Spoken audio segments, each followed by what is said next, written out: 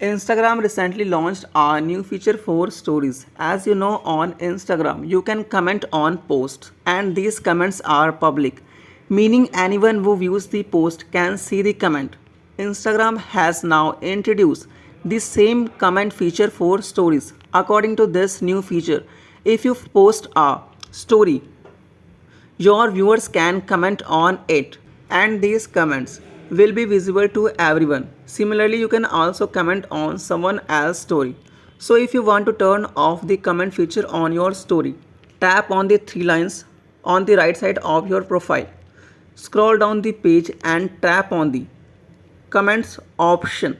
Here, in the story comments section, select according to your preference who you want to allow to comment on your story. If you want to turn it off completely, simply tap on the off option and save it. To use this feature, make sure to update your Instagram application. For more informational and latest updates about Instagram, please subscribe to our channel and like this video, and also share this video with your Instagram friends.